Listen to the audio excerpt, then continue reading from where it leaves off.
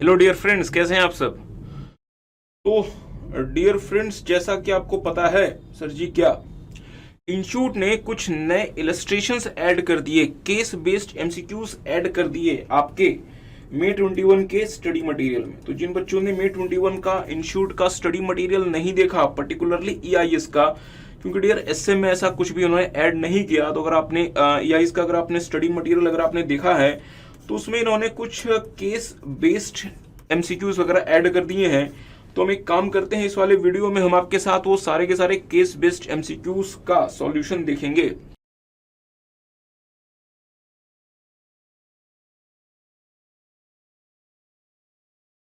ABC limited is engaged in the business of producing consumer durable products. ABC limited है जो कि consumer durable products बनाता है। It is facing the problem of poor customer service due to its broken inefficient and manual process. Okay, तो हम ना अपने customers को सही तरीके से सर्विस नहीं दे पा रहे। क्यों नहीं दे पा रहे? क्योंकि हमारे जो भी प्रोसेसेस हैं वो कैसे हैं, मैनुअल हैं, और मैनुअल होने की वजह से ये क्या हो गए, ब्रोकन हो गए और इनएफिशिएंट हो गए। सर, ब्रोकन और इनएफिशिएंट का मतलब क्या होता है? डियर, आपको इनएफिशिएंट का मतलब पता है, जो कि हमें 100% एफिशिएंसी के साथ काम करके नहीं देता। और ब्रोकन का मतलब क्या हुआ? वो प्रोसेस जो कि हमें हमें रिजल्ट इल्ड नहीं करता, जो कि हमें रिजल्ट जो हम चाहते हैं वो हमें प्रोवाइड नहीं करता। It is basically the meaning of the broken process. Okay, the customers of the company are becoming more and more demanding with respect to higher quality of products and delivery time. Okay, तो कहते हैं sir जी, हमारे जो customers हैं वो हमसे क्या चाहते हैं?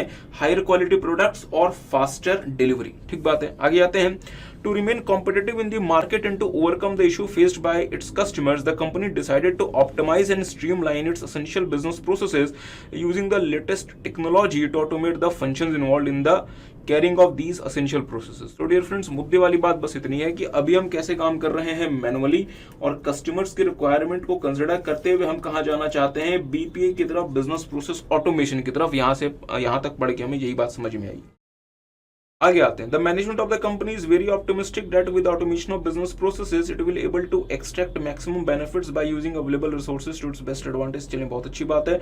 More over with the automation the company will be able to integrate various processes and serve its customers better and faster. चलिए, बहुत अच्छी बात है कि अगर आप बीपीए कर लेंगे तो आप अपने प्रोसेसेस का क्या कर सकते हैं? इंटीग्रेशन, ताकि आप अपने कस्टमर्स को ज्यादा एफिशिएंट तरीके से सर्व कर सकें। चलिए, the management is aware that the automation of business process will lead to new types of risk in the company's business। बहुत बहुत बहुत इंपॉर्टेंट। किसी को याद है बीपीए के बहुत सारे एडवांटेजेस तो होते हैं सर जी, बट बीपीए के साथ ना कुछ एडिशनल रिस्क भी आते हैं जो कि हमें फेस करने पड़ते हैं। तो ये बात आपने कहां पे देखी थी? चैप्टर नंबर 1 में। The failure or malfunction of the critical business processes will cause significant operational disruptions and materially impact its ability to provide timely services to the customers। सही बात है।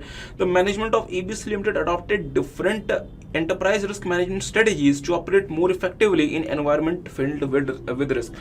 और आपने डियर फ्रेंड्स ये भी पढ़ा था कि अगर आप एक ऐसे एनवायरमेंट में काम करते हैं जहां पे बहुत ज्यादा रिस्क है, तो आपको सही तरीके से काम करने में कौन हेल्प करता है? ERM, enterprise resource management. आगे आते हैं। Read the above illustrations carefully and answer the following questions. The processes automated by ABC Limited are associated to many direct and indirect challenges. Which of the following factors cannot be considered valid in case the company fails to achieve the desired result? This is interesting to understand। मेरी बात पे ध्यान दीजिएगा। हमने कहा कि हम अपने बिजनेस, हमारा कोई प्रोसेस है, लेट से हमने कहा कि अभी हम ये प्रोसेस कैसे करते हैं? मैनुअली। तो सर इसका ऑटोमेशन कर दो। ऑटोमेशन कर दो तो इससे क्या फायदा होगा? हमें लगता है कि अभी हम जो काम मैनुअली करते हैं तो हमारा जो ऑपरेटिंग प्रॉफिट मार्जिन है लेट्स से वो 9% है। बट अगर हम इसका ऑटोमेशन कर देंगे तो हमें ऐसा लगता है कि हमारा जो ऑपरेटिंग प्रॉफिट मार्जिन है वो बढ़ के 14% हो जाएगा। मींस हमारा ऑपरेटिंग प्रॉफिट मार्जिन बढ़ के 14% हो गया। मींस हम अगर ऑटोमेशन की तरफ जाना चाहते हैं तो 9% के ऑपरेटिंग प्रॉफिट मार्जिन को 14% में ले जाना, ये मेरे लिए क्या है? ऑब्जेक्टिव है। ये मेरे लिए क्या है? ऑब्जेक्टिव है। बट मुझे सोच के बताएंगे, क्या जैसे मैंने ऑटोमेशन कर दिया, क्या ये 9% का ऑपरेटिंग प्रॉफिट मार्जिन क्या गारंटीड, क्या 14% तक पहुंच जाएगा? नहीं सर, इस बात की कोई गारंटी नहीं है। क्योंकि जैसे आप डियर फ्रेंड्स अपने प्रोसेसेस का ऑटोमेशन करते हैं, बहुत सारे डायरेक्ट और बहुत सारे इनडायरेक्ट चैलेंजेस और रिस्क आपको बेयर करने पड़ते हैं। और इसका इंपैक्ट ये हो सकता है कि आपने जो ऑब्जेक्टिव्स वगैरह प्लान किए थे ऑटोमेशन की वजह से या ऑटोमेशन के थ्रू, वो अचीव ना हो पाए। और सर ये क्यों नहीं अचीव हो पाया? क्योंकि बहुत सारे डायरेक्ट और इनडायरेक्ट फैक्टर्स ऐसे होते हैं जो कि रिस्क क्रिएट करते हैं हमारे ऑटोमेशन के। जवाब में ये बात आपको ऑलरेडी पता है। ध्यान दीजिएगा, the process automated by ABC limited are suspected to many direct indirect challenges which of the following factors cannot be considered. Okay, तो ये हमारा क्वेश्चन है बेसिकली, ध्यान दीजिएगा, which of the following factor cannot be considered valid in case the company fails to achieve the desired result. तो इसका मतलब ये हुआ कि अगर लेट्स से कि ऑटोमेशन के पहले हमारा ऑपरेटिंग प्रॉफिट मार्जिन 9% था और हम ऑटोमेशन के बाद इसको 14% पे लेके जाना चाहते हैं, मैंने ऑटोमेशन कर दिया, मैंने हार्डवेयर सॉफ्टवेयर का खर्चा लगा दिया, तो क्या सर हमें उसका रिजल्ट मिलना चाहिए? हाँ सर, हमें उसका रिजल्ट मिलना चाहिए, इसलिए तो हमने ये सारी की सारी कॉस्टिंग कर की है। बट अगर हमें वो रिजल्ट नहीं मिलता तो क्वेश्चन ये कहता है कि इनमें से कौन सा एक कारण नहीं माना जाएगा, एक कारण नहीं माना जाएगा। अगर आपको 9% का ऑपरेटिंग मार्जिन अगर आपका 14% नहीं होता तो इनमें से कौन सा एक रीजन नहीं माना जाएगा। मतलब 3 ऐसे रीजन होंगे जो कि माने जाएंगे और एक ऐसा रीजन होगा जो कि नहीं माना जाएगा। मींस हम ये कह सकते हैं कि एक ऐसा रीजन होगा जो इस बात के लिए रिस्पॉन्सिबल नहीं होगा कि हमारा जो ऑपरेटिंग प्रॉफिट मार्जिन है वो 9 से 14% क्यों नहीं हुआ। ठीक बात है, तो एक एक करके देख लें। The business processes are not well thought or executed to align with the business objective. मुझे बताएं, अगर मैं अपने बिजनेस ऑब्जेक्टिव मींस 9 से लेकर 14% के ऑपरेटिंग प्रॉफिट मार्जिन को लेकर जाने के लिए मैंने जो बिजनेस प्रोसेसेस का ऑटोमेशन करना है, अगर मैं उसको बिना सोचे समझे कर दूं या अगर मैं उसको सही तरीके से एग्जीक्यूट ही ना करूं तो क्या मुझे रिजल्ट मिलेगा? नहीं मिलेगा सर। तो इसका मतलब तो ये हुआ कि ये तो माना जाएगा। मींस ये एक रीजन है, ये एक रीजन है कि हमारा ऑपरेटिंग प्रॉफिट मार्जिन 9 से 14% नहीं हुआ, ये एक रीजन है। ओके, बट हमें कौन सा देखना है? Factor can not be consider, मतलब जो रीजन नहीं माना जाएगा। सर ये तो माना जाएगा। Staff may perceive automated process as threat to their jobs, बहुत इंपॉर्टेंट है डियर फ्रेंड्स। अगर आपके स्टाफ को ऐसा लगता है कि जैसे ऑटोमेशन हो गया उनकी नौकरी खतरे में चली जाएगी, तो क्या वो आपके बीपीए के प्रोसेस का सपोर्ट करेंगे या उसमें डियर फ्रेंड्स रुकावट खड़ी करेंगे? Sir they will try to obstruct the BPA implementation process. और जैसे हमारे स्टाफ ने हमारे खिलाफ आंदोलन कर दिया तो क्या हमें हमारा रिजल्ट मिल पाएगा? नहीं मिल पाएगा सर, हमें हमारा रिजल्ट नहीं मिल पाएगा। मींस ये भी रीजन है जो कि हमें हमारा रिजल्ट अचीव करके नहीं देगा। Means it is also one of the factor. और क्वेश्चन कहता है can not be consider, but पर ए और बी जो है डियर फ्रेंड्स ये कंसिडर किए जाएंगे। सी में आते हैं, the documentation of all the automated business process it is not done properly. Sir documentation का भी तो इशू तो आता है। आगे आते हैं, the implementation of automated processes in the company may be an expensive proposition. ध्यान दीजिएगा, हमने कहा कि जो हम ऑटोमेशन करना चाहते हैं ये बहुत एक्सपेंसिव है और उसके एक्सपेंस को लेट से कम करने के चक्कर में हमने कुछ एसेंशियल हार्डवेयर सॉफ्टवेयर हटा दिए, तो क्या बीपीए हमें वो रिजल्ट देगा जो हम उससे चाहते थे? नहीं सर। तो सर एक बात बताओ ना, आपने वो एसेंशियल हार्डवेयर सॉफ्टवेयर क्यों हटा दिए? क्योंकि डियर हमें ऐसा लगता था कि जो बीपीए है ये बहुत ज्यादा एक्सपेंसिव साइड में जा रहा है, तो उसके एक्सपेंस को कम करने के चक्कर में हमने कुछ एसेंशियल हार्डवेयर सॉफ्टवेयर हटा दिए, तो क्या हमें रिजल्ट मिलेगा? नहीं सर। मींस ये भी रीजन है। बट सर एक बात बताओ, डॉक्यूमेंटेशन भी तो रीजन है। अगर आप बच्चे ध्यान से पढ़ें तो आपको पता है डियर फ्रेंड्स, बीपीए का एक स्टेप होता है documentation of the existing business processes. किसी को याद है? बीपीए का एक स्टेप होता है, वो स्टेप क्या होता है? Documentation of the existing business process. Documentation of the existing business process. तो सर एग्जिस्टिंग बिजनेस प्रोसेस का डॉक्यूमेंटेशन क्यों करना? ताकि हमें इससे प्रोसेस की क्लैरिटी पता चले, प्रोसेस के बॉटलनेक्स पता चले, प्रोसेस के डॉक्यूमेंट्स मैनुअल वगैरह की सबकी हमें इसकी जानकारी मिल जाए, प्रोसेस में किसके क्या रोल है, क्या रिस्पॉन्सिबिलिटीज है वगैरह वगैरह सबकी हमें जानकारी मिल जाए। इसका मतलब ये हुआ कि अगर हम अपने बीपीए से रिजल्ट अचीव करना चाहते हैं तो हमें हमारे एग्जिस्टिंग बिजनेस प्रोसेस जिसका हम ऑटोमेशन करना चाहते हैं हमें उसका डॉक्यूमेंटेशन भी करना पड़ेगा।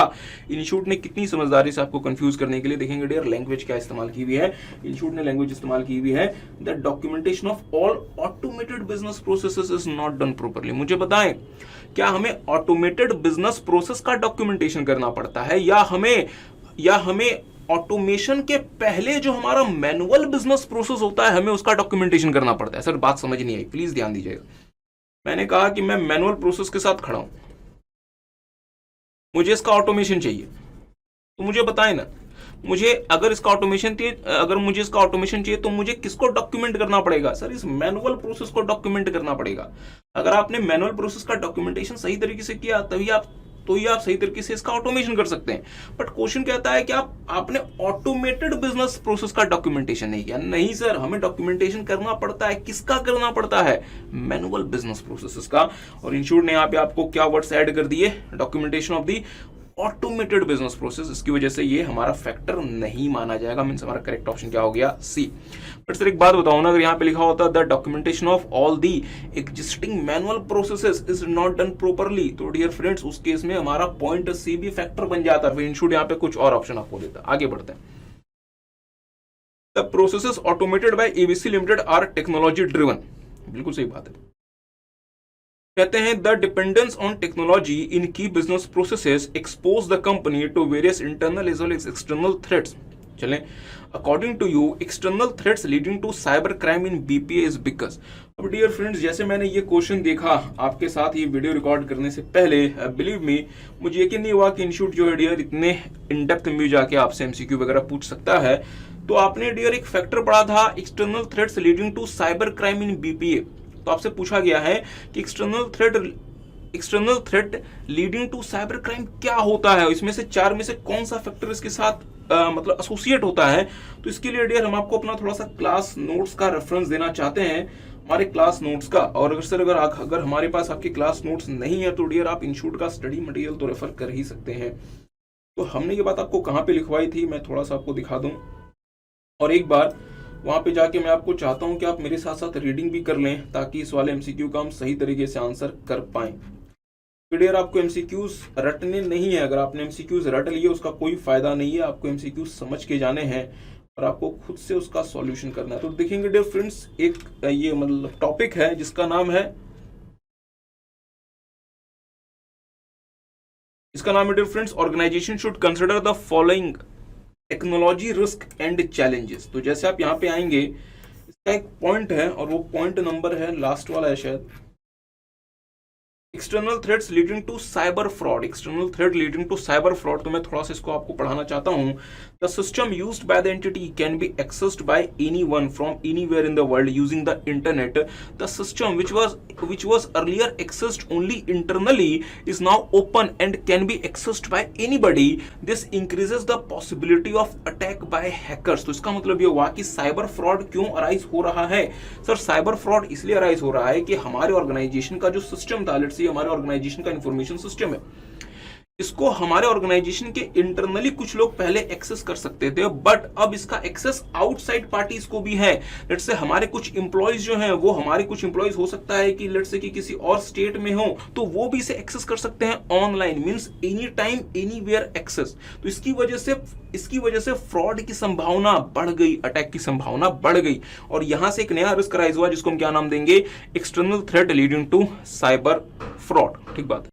आगे आते हैं the management of ABC limited adopted a holistic and comprehensive approach of enterprise risk management framework by implementing controls across the company. चलें, identify the false statement with respect to the components of ERM framework. किसी को याद है ERM के 8 components होते थे, तो मैं आपको थोड़ा सा एक बार उन कंपोनेंट्स के नाम बताना चाहता हूं जो ईआरएम के कंपोनेंट्स होते थे।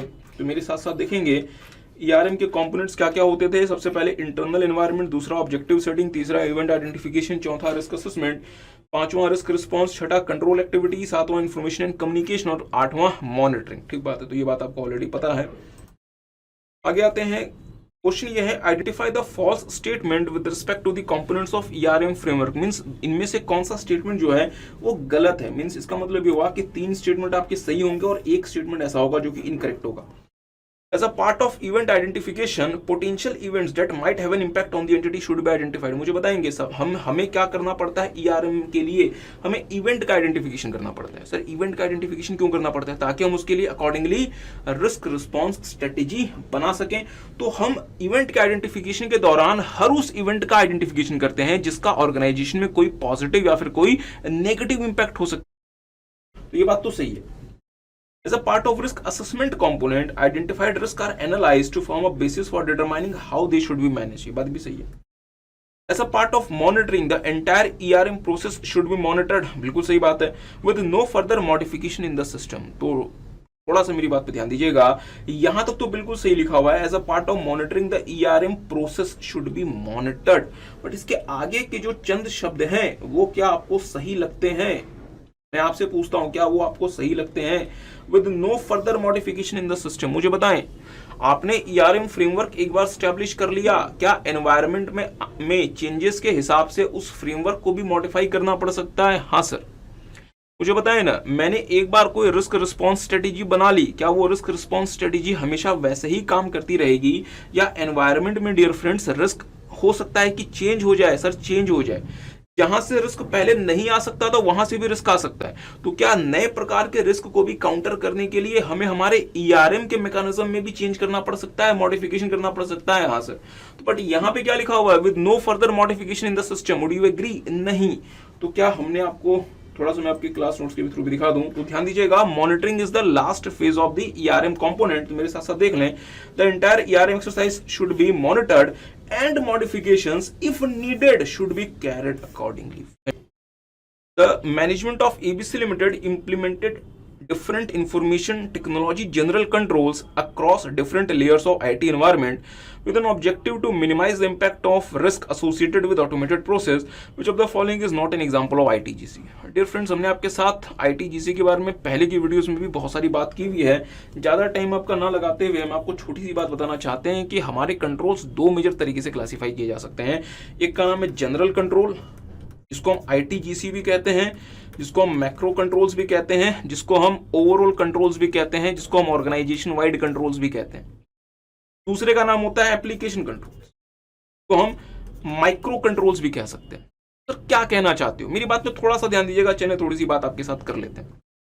मुझे बताएं, मैंने अपने ऑर्गेनाइजेशन में एक ERP लगवा दिया, मैंने अपने ऑर्गेनाइजेशन में एक ERP लगवा दिया। So this is my organization. मैंने अपने ऑर्गेनाइजेशन में एक ERP लगवा दिया। ERP का ह्यूमन रिसोर्स मॉड्यूल भी है, प्रोडक्शन मॉड्यूल भी है, let's say marketing and sales module भी है। मॉड्यूल का मतलब होता है सॉफ्टवेयर। तो क्या हमारे ह्यूमन रिसोर्स मॉड्यूल को सही तरीके से फंक्शन करना पड़ेगा? हाँ सर।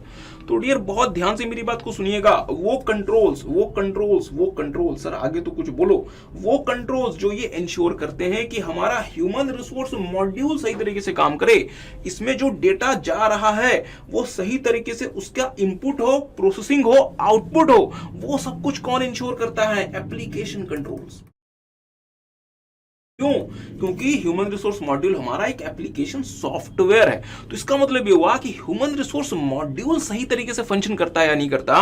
क्योंकि वो एक एप्लीकेशन सॉफ्टवेयर है, उस चीज को इंश्योर करने के लिए हमने जो कंट्रोल्स लगाए हुए हैं, इससे हम क्या नाम देंगे? Application controls. इसी तरीके से प्रोडक्शन मॉड्यूल सही तरीके से फंक्शन करता है या नहीं करता, इसको इंश्योर करने के लिए हमने जो कंट्रोल्स लगाए होंगे उसको हम क्या नाम देंगे? Application control. The same thing is with the marketing and sales. But sir पूरे ऑर्गेनाइजेशन को सही तरीके से चलाने के लिए क्या हमें इंफॉर्मेशन सिक्योरिटी पॉलिसी बनानी पड़ेगी? हाँ सर। तो मुझे बताएंगे, इंफॉर्मेशन सिक्योरिटी पॉलिसी अगर हमने बनाई तो इसका फायदा सिर्फ और सिर्फ HR मॉड्यूल को होगा, प्रोडक्शन मॉड्यूल को होगा, या सर हर किसी मॉड्यूल को होगा? सर हर किसी मॉड्यूल को होगा। इसलिए आप इसे क्या नाम देंगे? जनरल कंट्रोल्स, या फिर मैक्रो कंट्रोल्स, या फिर इंफ्रास्ट्रक्चर कंट्रोल्स, या फिर organisation wide controls. Are you guys getting? दूसरा, हमने ये प्लान बनाया है कि जो भी डेटा हमारा कोई भी सॉफ्टवेयर प्रोसेस करता है, फिर से जो भी डेटा हमारा कोई भी एप्लीकेशन प्रोसेस करता है, उसका हम बैकअप कैसे लेंगे, रिकवरी कैसे होगी। तो मुझे बताएं, इसका फायदा सिर्फ और सिर्फ एक पर्टिकुलर मॉड्यूल को होगा या सारे मॉड्यूल्स को होगा? सर जी सारे मॉड्यूल्स को होगा। तो अगेन आप इसे क्या नाम देंगे? Information technology general control. Means backup लेना, रिकवरी करना, एक्सेट्रा एक्सेट्रा। तो आई होप आपको ये बात सारी की सारी याद है। चलिए आपका ज्यादा टाइम वेस्ट नहीं करते। सर कौन सा ITGC का एग्जांपल नहीं है? Information security policy. मुझे बताएं, अगर इन्फॉर्मेशन सिक्योरिटी पॉलिसी बनती है तो ये ऑर्गेनाइजेशन के लिए बनती है या किसी एक खास सॉफ्टवेयर के लिए बनती है? सर पूरे ऑर्गेनाइजेशन के लिए बनती है। तो इन्फॉर्मेशन सिक्योरिटी पॉलिसी हमारे लिए क्या बन गई? Information technology general control. I hope इस बात को आप समझ पाए। B, processing control. ध्यान दीजिएगा, प्रोसेसिंग कंट्रोल। प्रोसेसिंग कौन करता है? एप्लीकेशन। तो डियर क्या हर प्रकार के एप्लीकेशन के प्रोसेसिंग कंट्रोल सेम रहते हैं या वो एप्लीकेशन टू एप्लीकेशन वेरी करते हैं? Sir processing controls application to application vary करते हैं। It is application oriented, not the organisation oriented. तो इसका मतलब ये हुआ डियर कि जो प्रोसेसिंग कंट्रोल होता है मेरा, वो कैसा होता है? एप्लीकेशन कंट्रोल, क्योंकि ये एप्लीकेशन स्पेसिफिक होता है, ये ऑर्गेनाइजेशन स्पेसिफिक नहीं होता। मुझे बताएं, बैकअप, रिकवरी, बिजनेस कंटिन्यूटी, ये किसी एक पर्टिकुलर एप्लीकेशन की बात करेगा या ये पूरे ऑर्गेनाइजेशन की बात करेगा? सर जी बट ऑब्वियस सी बात है, पूरे ऑर्गेनाइजेशन की बात करेगा। मतलब अगेन ये क्या है मेरे लिए? ये क्या है मेरे लिए? ऑर्गेनाइजेशन स्पेसिफिक मतलब इंफॉर्मेशन टेक्नोलॉजी, जनरल कंट्रोल मुझे बताएं, सेपरेशन ऑफ की आईटी फंक्शंस मतलब ये हुआ कि 100% आईटी फंक्शंस को एक व्यक्ति परफॉर्म ना कर ले, मींस सेग्रीगेशन ऑफ ड्यूटी। तो सर अगर सेग्रीगेशन ऑफ ड्यूटी हमने हमारे ऑर्गेनाइजेशन में लगाई है तो किसी एक पर्टिकुलर एप्लीकेशन के लिए लगाई होगी या पूरे ऑर्गेनाइजेशन के लिए हमने इसे मतलब यूज किया होगा? सर जी पूरे ऑर्गेनाइजेशन के लिए, मतलब अगेन ये क्या बन गया? ठीक बात है, तो हमारे लिए सही ऑप्शन क्या हो गया? प्रोसेसिंग कंट्रोल, जो हमारे लिए क्या बन गया? एप्लीकेशन। चलें फिर ज्यादा टाइम हमने लगा दिया, इसमें आगे आते हैं। DXL Limited is engaged in manufacturing consumer products for women. चले, the company released a new product recently which met with unexpected success. चले, बहुत अच्छी बात है। The company was established as a market leader in that product. The growing volume of sales transactions started to put a strain on company's internal process. Okay, तो ध्यान दीजिएगा, हमने एक प्रोडक्ट मार्केट में लॉन्च किया और उस प्रोडक्ट को लॉन्च किया हमने जो नहीं सोचा था, हमें उससे ज्यादा उस प्रोडक्ट की सक्सेस मिल गई और इसकी वजह से हमारे ऑर्गेनाइजेशन के इंटरनल प्रोसेस पे प्रेशर पड़ने लगा, क्योंकि हमने हमारे ऑर्गेनाइजेशन के इंटरनल प्रोसेस को इतना स्ट्रांग नहीं बनाया था कि वो इतना सारा डिमांड जो है वो सही तरीके से हैंडल कर सके। ठीक बात है। कहते हैं the company employed 300 more employees to ensure that customers are served better and faster. तो हमने 300 ज्यादा लोगों को जॉब पे रख लिया, but with the increase in number of monthly transaction to 1.5 million. अच्छा, तो हमारे मंथली ट्रांजेक्शन अब कितने हो गए? 1.5 million. The manual processes which were being followed by the company at present we are holding it back. अच्छा, तो इसका मतलब ये हुआ कि सर हमने बहुत बड़े लेवल पे अपने काम करना शुरू कर दिया है और अभी तक हम क्या फॉलो कर रहे हैं? Manual process. तो डियर अगेन हम कहाँ जा रहे होंगे यहाँ पे? ऑटोमेटेड प्रोसेस की तरफ। कहते हैं कि the management consultant mister X और DNX advise to automate the key business process of the company to handle large volume of transactions to meet with the expectations of the customers and maintain its competitive edge in the market. तो वही कहानी लिखी हुई जो कि हमने आपके साथ पहले देखी थी। Mr. gathered extensive information about the different activities involved in the current processes followed by DNX Limited, like what the process due, flow of various processes, the person in charge of different processes, etc. तो अगर आपको कुछ याद आ रहा हो sir क्या ये सारी की सारी बातें डियर फ्रेंड्स आप कहाँ देखते हैं? Documentation of the existing process, जो कि हमारे बीपीए का एक स्टेप होता है। ठीक बात है। The information so collected help them in understanding the existing process such as flaws, bottlenecks and other less obvious features within the existing process। तो इसका मतलब ये हुआ कि यहाँ तक हमें क्या बातें बताई गई हैं? डॉक्यूमेंटेशन ऑफ एग्जिस्टिंग प्रोसेस हमें क्यों करना चाहिए। Okay, based on the information gathered about the current processes, Mr. X prepared various flowcharts depicting how the various processes should be performed। ये बात तो चलिए अच्छी बात है।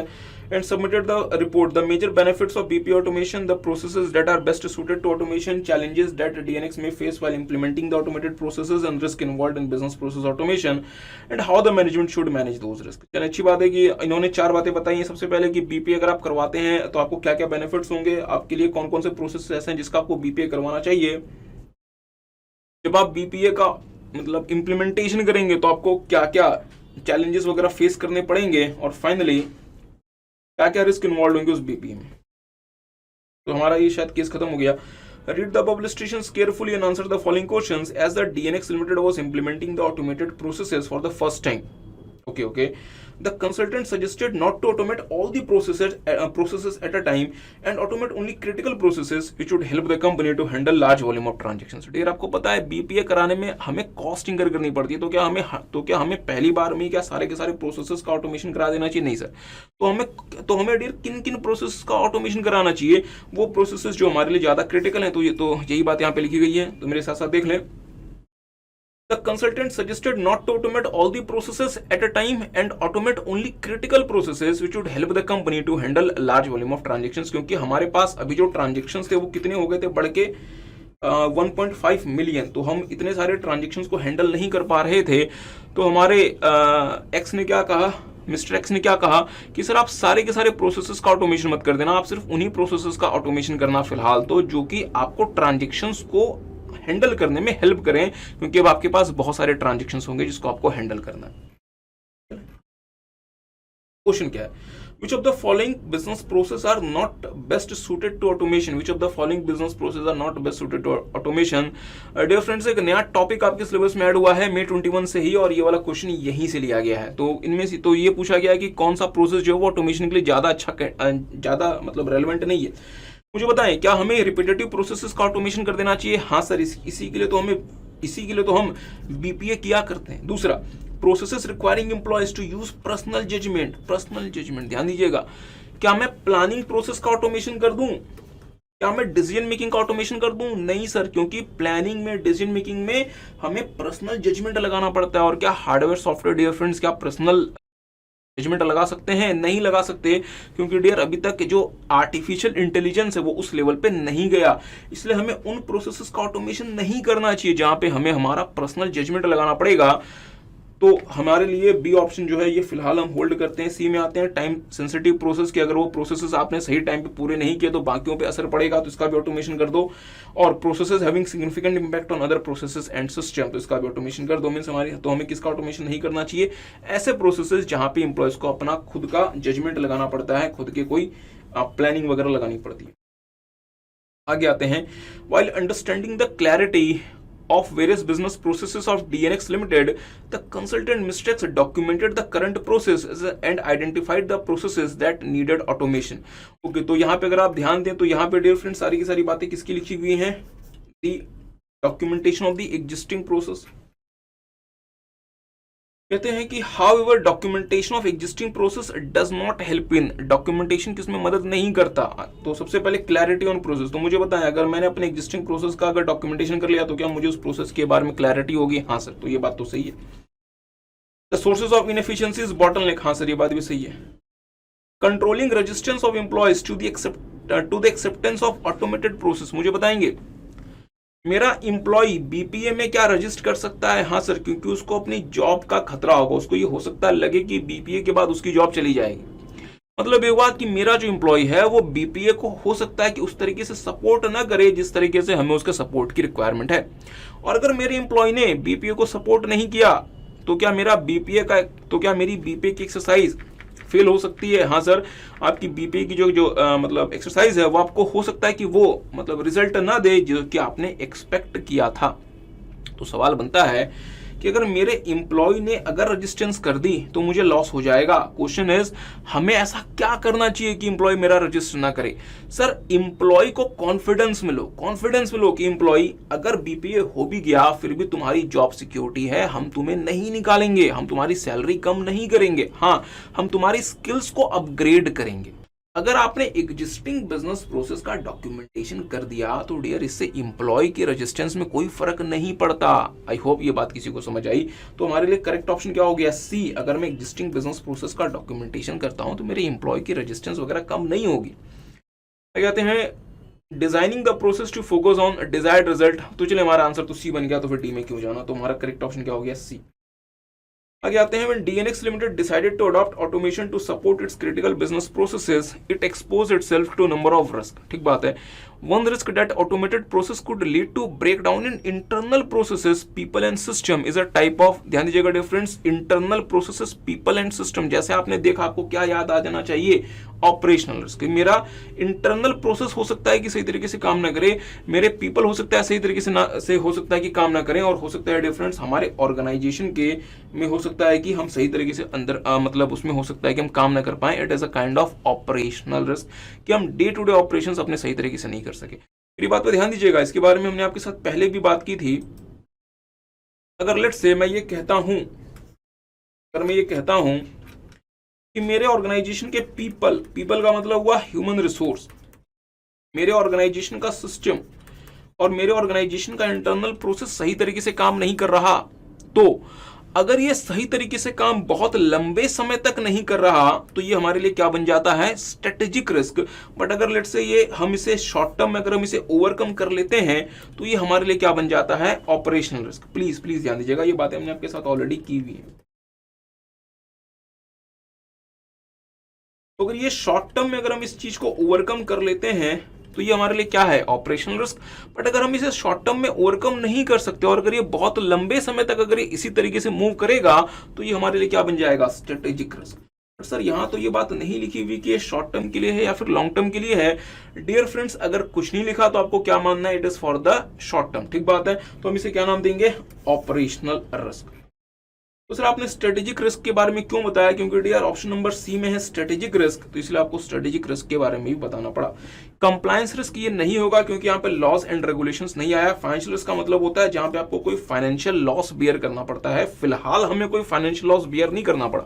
ध्यान दीजिएगा, अगर ऑपरेशनल रिस्क अगर हमारा कंटिन्यू करता है तो हमें फाइनेंशियल लॉस बियर करना पड़ सकता है, जिसकी वजह से हमारे पास क्या राइज हो सकता है, फाइनेंशियल रिस्क। बट यहाँ पे इस तरीके की कोई भी जानकारी आपको नहीं दी गई है। ठीक बात है। आगे आते हैं mister x of DNX limited. Mister x हमारे आईटी कंसल्टेंट थे। prepared various flow charts depicting how the various processes should be performed after automation and submitted his report to the management. चलिए अच्छी बात है। The flow charting symbol that he used to depict processing step is represented by processing step is represented। मुझे बताएंगे rectangular box क्या होता है sir? ये वाला बॉक्स जहां पे हम क्या शो करते हैं, प्रोसेसिंग शो करते हैं। आगे आते हैं, डायमंड हमारा शेप कैसा होता है, ये वाला, जिसके थ्रू हम क्या शो करते हैं सर जी, क्वेश्चन मार्क। मींस अगर हमें कोई भी क्वेश्चन पूछना है तो। ओवल शेप कैसा होता है सर? मोस्ट प्रोबेबली ऐसा, जहां पे हम क्या शो करते हैं, स्टार्ट या फिर स्टॉप। और लाइन में डियर हम क्या शो करते हैं, मूवमेंट ऑफ डेटा। तो हमारे लिए करेक्ट ऑप्शन क्या हो गया, ए, रेक्टेंगुलर बॉक्स। अच्छा, तो हम प्रोसेसिंग कहां शो करते हैं difference, through the rectangular box. बात है। Okay, illustration number 2.1. XYZ, a leading publication house of Delhi, was facing many issues like delay in completing the orders of its customers, manual processing of data, increased lead time, inefficient business process, etc. तो dear ये सारी चीजें आपको कहाँ इशारा कर रही हैं कि हमें कहाँ चले जाना चाहिए, ERP की तरफ। Hence the top management, क्या बात है, hence the top management of XYZ decided to get SAP and ERP system implemented in the publication house। आपको पता है डियर फ्रेंड, जो SAP है, it is one of the providers of the ERP system। तो हमने ये फैसला किया है कि हम एक ERP system अपने ऑर्गेनाइजेशन में implement करेंगे। Using the proper methods of vendor selection, DG Solutions Private Limited was selected to implement SAP software in XYZ publication house। चलें, to implement the software, the IT team of the DG Solutions Private Limited visited XYZ's office number of times and met its various officials to gather and understand their requirement। ये बात सही है। With the due diligence, the SAP software was customized and well implemented in the publishing house। बहुत अच्छी बात है। After the SAP implementation, the overall system became integrated and well connected with other departments। This raised a concern in the mind of few employees of XYZ, worrying about their job securities, leading to quitting of jobs। ये बहुत interesting है, इस चीज को समझना, please ध्यान दीजिएगा। SAP या फिर ERP के पहले हम कैसे काम करते थे सर जी, डिसइंटीग्रेटेड वे में। डियर फ्रेंड्स, आप जितना ज्यादा डिसइंटीग्रेटेड वे में काम करते हैं, आपको उतनी ज्यादा मैनुअल ह्यूमन फोर्स की रिक्वायरमेंट होती है, मैनुअल एफर्ट्स की आपको मतलब रिक्वायरमेंट होती है। आप जितना ज्यादा इंटीग्रेटेड होते हैं, उतनी कम आपको मैनुअल एफर्ट्स लगानी पड़ती हैं। तो जैसे हमने इंटीग्रेशन की तरफ मूव किया, हमारे कुछ एम्प्लॉयज को लगा कि अब हमारे जॉब की यहाँ पे सिक्योरिटी नहीं रही और उन्होंने जॉब छोड़ना शुरू कर दिया, leading to quitting of jobs. इसका मतलब ये हुआ कि वो अपनी जॉब छोड़ के जा रहे हैं। तो किसी को याद है, हमने आपके साथ देखा था ERP के इंप्लीमेंटेशन में क्या क्या रिस्क होते हैं और क्या क्या उसके लिए हमें रिलेटेड कंट्रोल्स वगैरह यूज करने चाहिए। तो हमें इसे यहाँ पे रेफर करना पड़ सकता है। Answer the following. Okay, imagine you are the core team member of DG Solutions Private Limited while customizing the sales and distribution module of SAP software। आपको पता है ERP का एक पर्टिकुलर मॉड्यूल होता है जिसका नाम होता है सेल्स एंड डिस्ट्रीब्यूशन मॉड्यूल। चले, you need to know the correct sequence of all the activities involve in this module. तो सेल्स एंड डिस्ट्रीब्यूशन मॉड्यूल में क्या क्या स्टेप्स एक्टिविटीज इन्वॉल्व होती हैं, तो जहां तक मुझे याद आता है, आई होप आपको भी याद आता होगा, सेल्स एंड डिस्ट्रीब्यूशन मॉड्यूल में क्या क्या एक्टिविटीज इन्वॉल्व होती हैं। सर सबसे पहले तो हमें प्री सेल्स एक्टिविटीज करनी पड़ती हैं। तो अगर आपने प्री सेल्स एक्टिविटीज सही तरीके से कर दी तो आपको ऑर्डर मिल जाएगा। तो सर ऑर्डर मिल गया तो आपके पास गुड्स होने चाहिए, मीन्स इन्वेंट्री सोर्सिंग कर ली तो उसे मतलब कस्टमर के पास ये भेज दे, मीन्स मटेरियल डिलीवरी एक्सेट्रा। तो मेरे साथ साथ देख लें, material delivery, billing, pre sales activities. तो हम सबसे पहले स्टार्ट कहां से करेंगे, 3 से प्री सेल्स एक्टिविटीज। क्या बात है। इसके बाद हमें क्या मिल जाएगा, सेल्स ऑर्डर, पेमेंट तो बिल्कुल आखिरी में आएगी। इसके बाद हमें क्या करना पड़ेगा, इन्वेंट्री सोर्सिंग। तो हमारे लिए करेक्ट सीक्वेंस कुछ ऐसे मूव करना चाहिए। सबसे पहले 3, सबसे पहले प्री सेल्स एक्टिविटी अगर आपने सही से की तो आपको क्या मिलेगा, सेल्स ऑर्डर मतलब 4। और सेल्स ऑर्डर अगर आपके पास कंफर्म आ गया तो आपको क्या चाहिए, इन्वेंट्री सोर्सिंग का मतलब हुआ 6। क्या कोई ऐसा सीक्वेंस है हमारे पास, 1 तो बेकार है, 2 भी बेकार है, 3। क्या बात है। आगे आते हैं, इन purview of the above situation, which of the following control can be helpful to the management of XYZ publishing house to retain its employees and stopping them to leave the company? तो यहाँ पे हम आपको थोड़ा सा दिखाना चाहते हैं आपके इंस्टीट्यूट के स्टडी मटेरियल में या हमारे क्लास नोट्स में, डियर फ्रेंड्स, एक टॉपिक है जिसका नाम है ERP implementation related risk and control. तो मैं जल्दी से एक बार वहां पे चला जाता हूं। देखेंगे ERP implementation risk and related controls. तो अगर मैं यहाँ पे आता हूँ डियर पीपल रिस्क में, तो पीपल रिस्क में अगर आप देखेंगे अगर आप देखेंगे स्टाफ टर्नओवर, तो पीपल रिस्क में एक बहुत बड़ा रिस्क क्या होता है ERP के साथ, स्टाफ टर्नओवर। कि सर ERP के बाद हो सकता है कि हमारा स्टाफ हमें छोड़ के चला जाए। तो ध्यान दीजिएगा, as entire ERP system is integrated and connected, it becomes complex and difficult to manage, and staff turnover can affect entity adversely। मतलब ये हुआ कि ERP के बाद हमारा स्टाफ हमें छोड़ के जा सकता है। इसको डील करने के लिए हमें क्या करना चाहिए? Entity should allocate task to employees as per their skill set and pay good compensation according to job profile so to reduce the staff turnover। तो इसका मतलब ये हुआ कि अगर ERP के बाद अगर हमारे पास स्टाफ टर्नओवर का हमें इश्यू फेस करना पड़ रहा है तो हमें दो काम करने पड़ेंगे। पहला कि हम एम्प्लॉयज को जो टास्क असाइन करें वो हम उनकी स्किल सेट के हिसाब से दें और हम उनको अच्छा खासा क्या ऑफर करें dear friends? Compensation offer. Training can be important dear friends, training भी एक इंपॉर्टेंट एस्पेक्ट होती है ERP का, बट इसके लिए यहाँ पे जो हमें इशू हम फेस कर रहे हैं उसके लिए ट्रेनिंग ऑप्शन नहीं है। Allocating task matching to their skill set and fixing compensation package. तुम्हारे लिए करेक्ट ऑप्शन क्या हो गया? बी।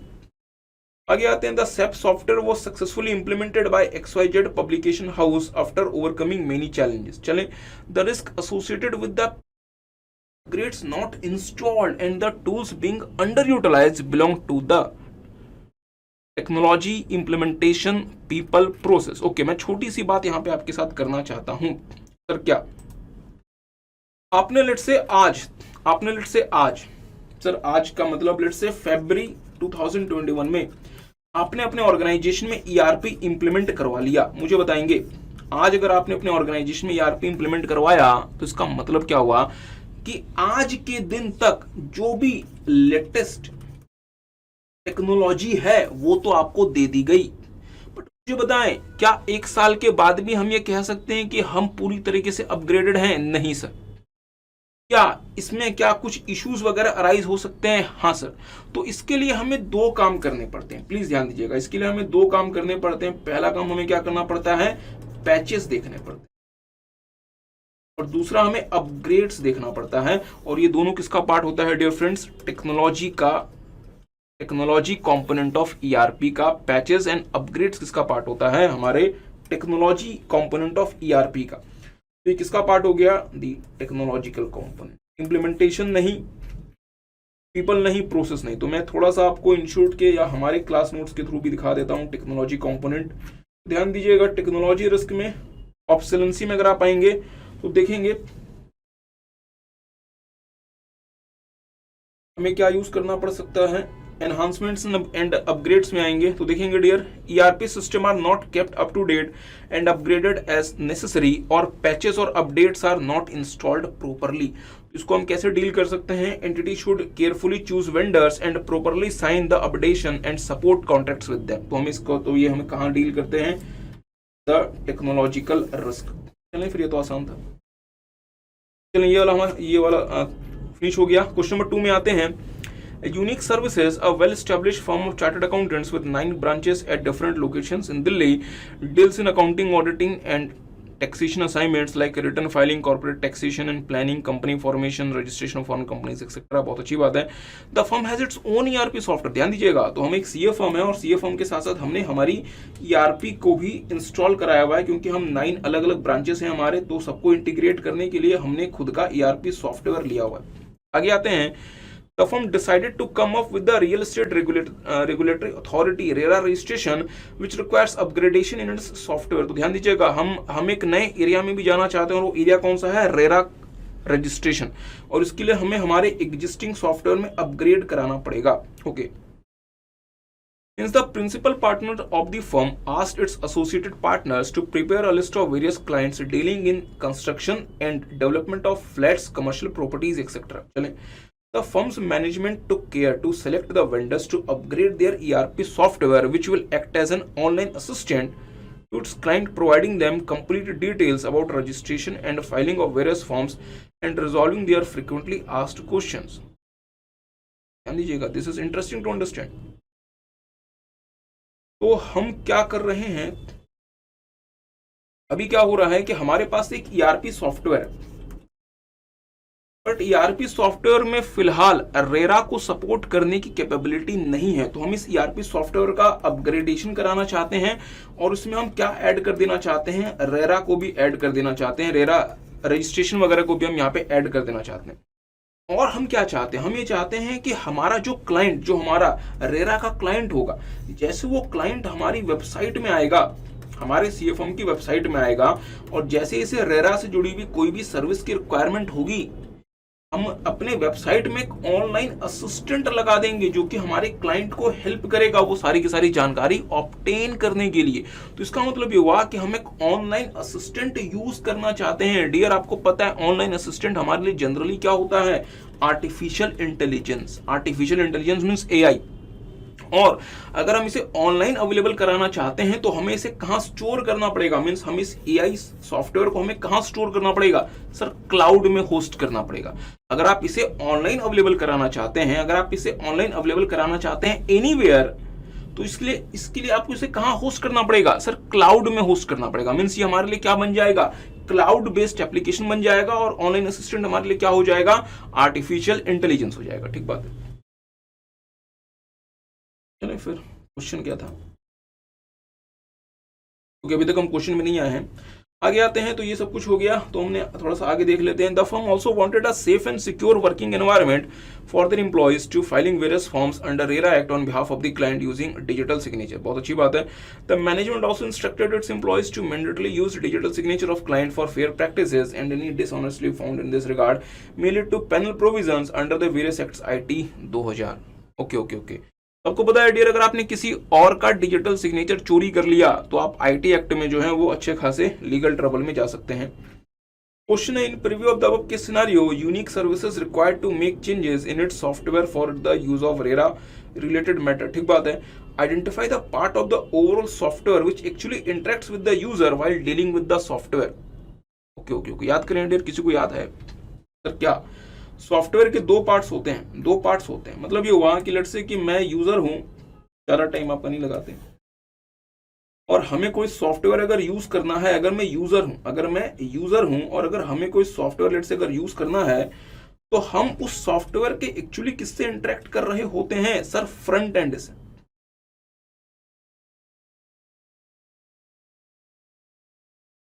और फ्रंट एंड किससे इंटरेक्ट कर रहा होता है, बैक एंड से। इसका मतलब ये हुआ कि हम जो भी इंस्ट्रक्शन वगैरह देते हैं, हम किसको देते हैं, फ्रंट एंड को। फ्रंट एंड उस इंस्ट्रक्शन को फिर कहां लेके जाता है, बैक एंड के पास। बैक एंड उसे प्रोसेस करके किसको हैंडओवर कर देता है, फ्रंट एंड को। और फ्रंट एंड अगेन इसको कहां पे शो कर देता है, यूजर को। इसका मतलब ये हुआ कि यूजर अल्टीमेटली किससे इंटरेक्ट करता है, फ्रंट एंड से। यूजर के पास डियर फ्रेंड्स बैक एंड का एक्सेस नहीं होता, प्लीज ध्यान दीजिएगा। यूजर के पास बैकएंड का एक्सेस नहीं होता। यूजर अगर बैकएंड तक पहुंचना चाहता है तो उसको अपने इंस्ट्रक्शंस किसको प्रोवाइड करने पड़ेंगे, फ्रंट एंड को। और सिर्फ फ्रंट एंड होता है जिसका बैकएंड तक एक्सेस होता है। यूजर डायरेक्टली जो है वो बैकएंड तक नहीं जा सकता। तो सर अगर मान लीजिए बैकएंड में कोई इशू आ गया तो उसको फिर हम कैसे मतलब रिमूव कर सकते हैं। इसके लिए डियर आपको प्रोग्रामर होना पड़ेगा। अगर आप प्रोग्रामर हैं तो ही आप बैकएंड को डायरेक्टली एक्सेस कर सकते हैं। यूजर जो है वो बैकएंड को एक्सेस कर ही नहीं सकता। You guys getting? फिर आपका ज्यादा टाइम वेस्ट नहीं कर। क्वेश्चन है identify the part of the overall software that actually interacts with the user. तो सर जी कौन सा ऐसा पार्ट होता है जो कि यूजर से इंटरेक्ट करता है? बट ऑब्वियसली बात है फ्रंट एंड। हमारे लिए करेक्ट ऑप्शन क्या हो गया? Front end. आगे आते हैं। The firm decided to have an online assistant for its client. Online assistant for its client. हाँ, तो थोड़ा सा ध्यान दीजिएगा। आप एक नए एरिया में जाना चाहते हैं जिसका नाम है रेरा। उसके लिए आपको एक ऑनलाइन असिस्टेंट चाहिए, ठीक है। To provide complete details regarding taxation, registration and filing of various forms and solve their queries. This is an example of dash application. Installed application, web application, cloud based application, direct application. दो बातें मैं करना चाहूंगा। Sir कौन सी दो बातें?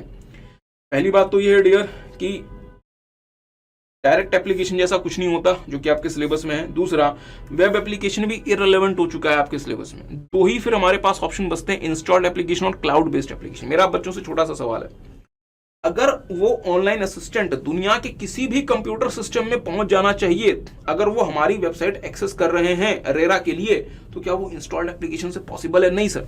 Please ध्यान दीजिएगा, प्लीज ध्यान दीजिएगा। मैंने कहा कि एक south African real estate company है, एक south African real estate company है। इस कंपनी के जो एमडी हैं वो अपने कंप्यूटर में बैठ के इंडिया में रियल एस्टेट के बिजनेस को कैसे करना है इसके बारे में कोई जानकारी ऑब्टेन कर रहे हैं साउथ अफ्रीका में बैठ के। एक बात है, उनको हमारी सीएफएम के बारे में पता चला और वो हमारी सीएफएम की वेबसाइट में आए, वो हमारी सीएफएम की वेबसाइट में आए। ये कहां बैठे हुए हैं? साउथ अफ्रीका में। जैसे ये हमारी सीएफएम की वेबसाइट में आए, क्या इनकी वेबसाइट में भी ये ऑनलाइन असिस्टेंट हमारा वाला क्या अपीयर होना चाहिए? हाँ सर। तो डियर, अगर ये अपीयर हो रहा है तो क्यों अपीयर हो रहा है? क्योंकि हमने वो ऑनलाइन असिस्टेंट कहां होस्ट किया हुआ है? सर क्लाउड में। मुझे बताएं प्लीज, मेरी बात पर ध्यान दीजिएगा। अगर हमने उसे इंस्टॉल्ड एप्लीकेशन के फॉर्म में यूज किया होता तो इन साउथ अफ्रीकन एमडी साहब को पहले वो ऑनलाइन असिस्टेंट सॉफ्टवेयर डाउनलोड करना पड़ता, अपने इस कंप्यूटर में इंस्टॉल करना पड़ता, उसके बाद ही ये ऑनलाइन असिस्टेंट इनके कंप्यूटर सिस्टम में ओपन होता। बट क्या ऐसा हो रहा है? नहीं सर। जैसे ही हमारी वेबसाइट में आएंगे, ऑनलाइन असिस्टेंट जो वो एक्टिवेट हो जाएगा अपने आप, बिना किसी चीज को डाउनलोड किए हुए, इंस्टॉल किए हुए। तो इसका मतलब क्या हुआ कि ऑनलाइन असिस्टेंट कहां पे स्टोर होगा? सर जी, बट ऑब्वियस सी बात है, क्लाउड में। आई गैस गेटिंग। आगे आते हैं।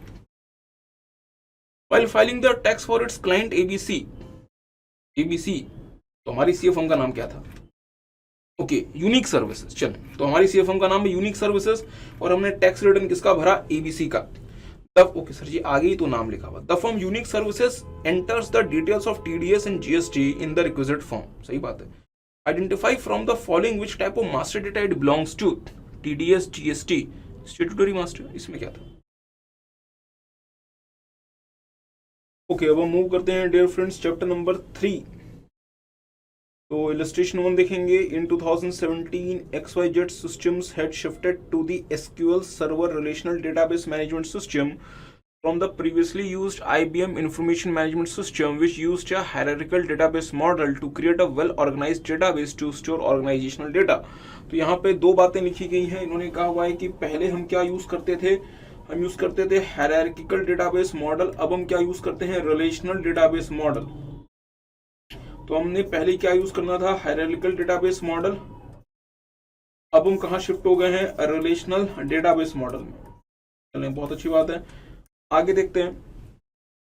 On acquiring a good number of global clients and keeping in view the increased number complexities of the overseas transactions and the management's need for periodic performance analysis, XYZ systems planned to leverage the benefit of data warehouse, whereas the research team suggested the implementation of big data।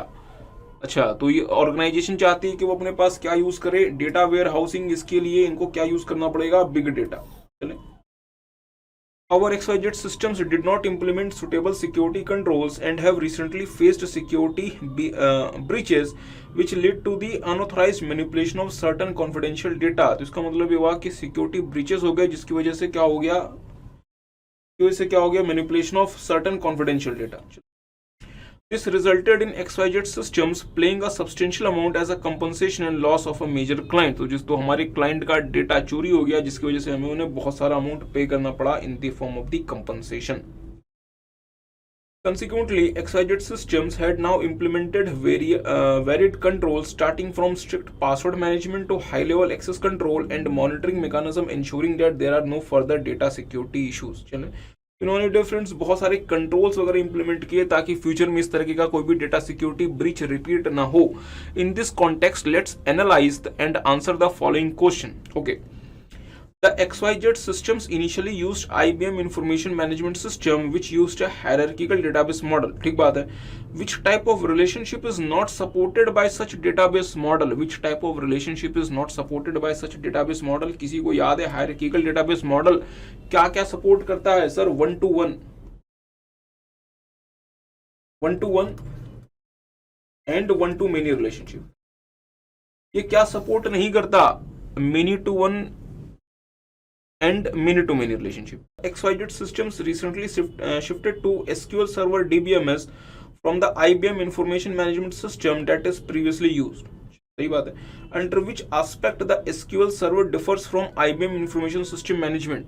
Okay, तो question ये पूछा गया है कि hierarchical database model और relational database model में इनमें से किस एस्पेक्ट में अंतर है। डेटाबेस मॉडल में इनमें से किस एस्पेक्ट में अंतर है।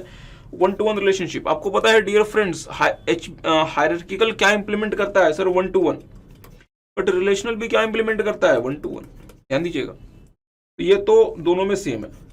1-to-many हायरार्किकल क्या इंप्लीमेंट में हो सकता है सर, 1-to-many। रिलेशन में भी क्या इंप्लीमेंट हो सकता है, 1-to-many। इवन रिलेशन में क्या और इंप्लीमेंट हो सकता है, many-to-many भी इंप्लीमेंट हो सकता है, many-to-one भी इंप्लीमेंट हो सकता है। तो सर ये बात भी सही है। रिलेशनल डेटाबेस स्ट्रक्चर, ध्यान दीजिएगा, रिलेशनल डेटाबेस स्ट्रक्चर का मतलब क्या हुआ, table structure means rows and columns. अगर किसी को याद हो, हायरार्किकल डेटाबेस मॉडल कुछ इस तरीके से मूव करता है। This is called hierarchical database model. But relation database model कैसे से मतलब काम करता है, in the form of table structure, जहां पे अलग अलग टेबल कैसे लिंक होते हैं with the help of keys. तो ये हमारा एस्पेक्ट है जो कि हमारे इन दोनों के बीच में अंतर क्रिएट करता है, डिफरेंस क्रिएट करता है। बाकी 1-to-1 तो दोनों में सेम है, 1-to-many तो दोनों में सेम है। अंतर किस चीज में आता है, रिलेशनल डेटाबेस स्ट्रक्चर। और यहाँ पे रिलेशन का मतलब क्या हुआ, यहाँ पे रिलेशन का मतलब क्या हुआ डियर फ्रेंड्स, टेबल स्ट्रक्चर। ठीक बात है। Which among the following is not an advantage of SQL Server DBMS? Advantage नहीं है। ओके, डेटा शेयरिंग एडवांटेज है, डेटा रिडंडेंसी। तो सर जी डेटा रिडंडेंसी तो मतलब डिसएडवांटेज, एडवांटेज तो नहीं है। प्रोग्राम एंड फाइल कंसिस्टेंसी भी होती है, मींस ये भी एडवांटेज है। तो ध्यान दीजिएगा डियर फ्रेंड्स, डेटा रिडंडेंसी क्या होती है, डिसएडवांटेज। तो it is not the part of the advantage. तो हमारे लिए करेक्ट ऑप्शन क्या हो गया, 2, डेटा रिडंडेंसी। चलें,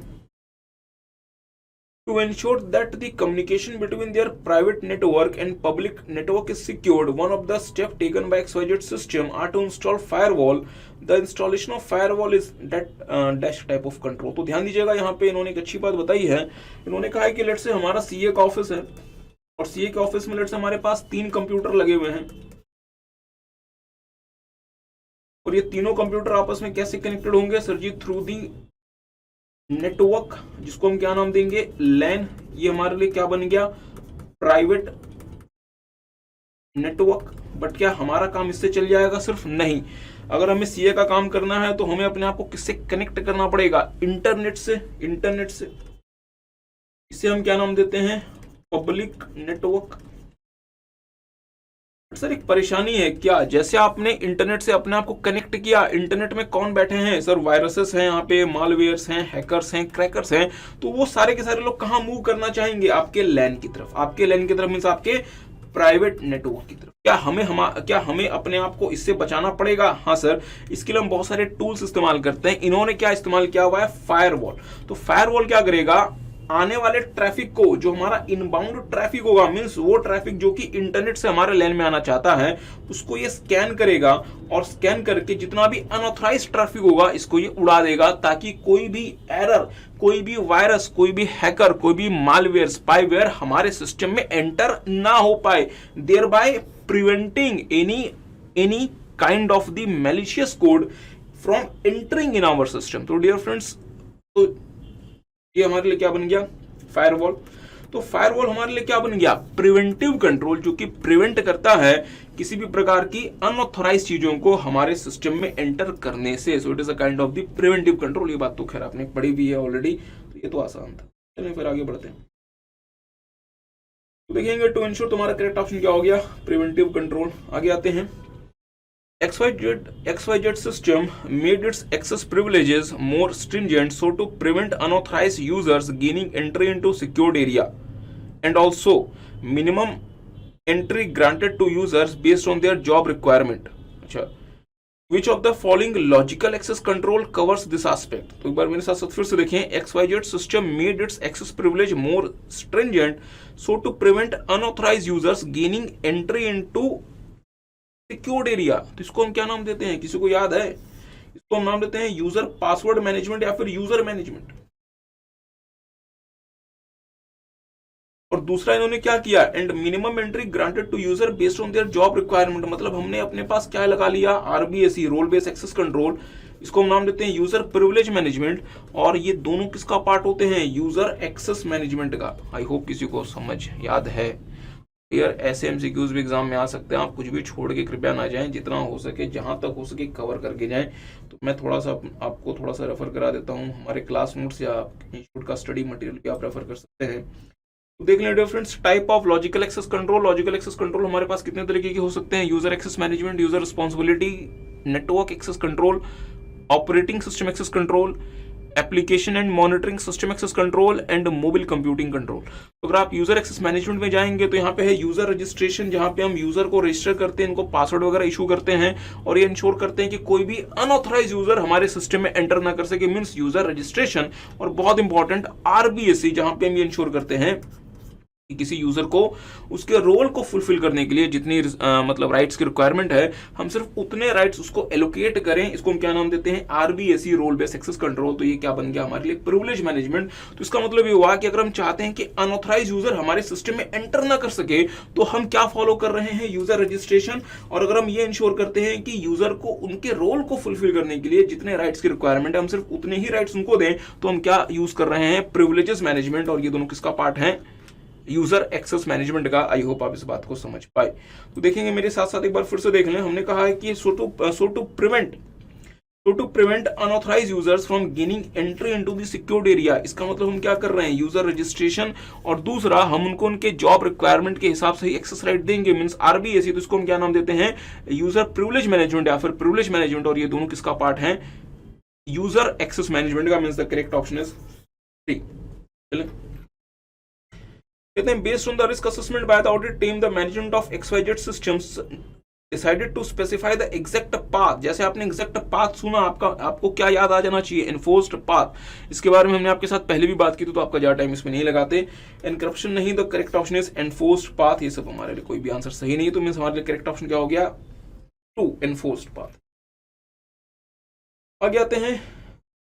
B Computing Limited has implemented a set of controls, including those with respect to security, quality assurance, and boundary controls, to ensure that the development, implementation, operations, and maintenance of information system takes place in a planned and controlled manner. तो इसके लिए आप information system control वगैरह use करते हैं। It has also ensured that logs are designed to record activities at the system, application, and user level. ठीक बात है। तो इसको हम क्या नाम देते हैं? log creation, log maintenance, log tension, और उस लॉग का डियर ऑडिट। ठीक है। Along with the implementation of controls and maintenance of logs, it has approached a leading firm of IS auditor to conduct a comprehensive audit of its control. Means आप हमारे IS controls का audit कर लें, इसको हम क्या नाम देते हैं? IS controls audit, audit of the IS controls. Question अभी नहीं आया है। Within the organisation also it has opened a new job role and hired people with the required skills and set for the same. In this context answer the following. Okay, तो यहाँ से हमारे question शुरू हो जाते हैं और हमने ना कुछ लोगों को रोल्स को अपने ऑर्गेनाइजेशन में जॉब्स भी दी हुई हैं। तो क्वेश्चन यहाँ से शुरू होता है। The team of the network engineers of B Computing Limited recommended certain controls to be implemented in the organization to bridge the rate at which the data reception and transmission between two nodes. Data reception and transmission between two nodes. किसी को याद है sir क्या? मुझे बताएंगे। अगर मैं अपने सेलफोन में, अगर मैं अपने फोन में यूट्यूब का कोई वीडियो देखता हूं तो वो डेटा मुझे कहां से भेजा जा रहा होता है? सर यूट्यूब के बड़े बड़े सर्वर से। मेरा इतना छोटा सा फोन और यूट्यूब के इतने बड़े बड़े सर्वर, तो मुझे सोच के बताएंगे क्या YouTube का सर्वर बहुत सारा डेटा भेज सकता है जो मेरा फोन हो सकता है प्रोसेस ही ना करे? हाँ sir, because the server is of the huge capacity. तो मतलब ये हुआ कि मान लीजिए मेरे फोन में डिफरेंट कैपेबिलिटी है सिर्फ और सिर्फ 1 Mbps डेटा पर सेकेंड को प्रोसेस करने की। बट अगर लेट्स से YouTube का सर्वर मेरे पास 5 Mbps डेटा पर सेकेंड भेज रहा है, मतलब डेटा ट्रांसमिशन और डेटा रिसेप्शन के फ्लो में अंतर आ गया, तो क्या फिर मैं क्या एफिशिएंट तरीके से काम कर सकता हूं? नहीं। तो इस बात को इंश्योर करने के लिए हम क्या यूज करते हैं? Ensure that user can continue working while the print operation is getting completed. ये इससे आसान क्या होगा? इसको हम क्या नाम देते हैं?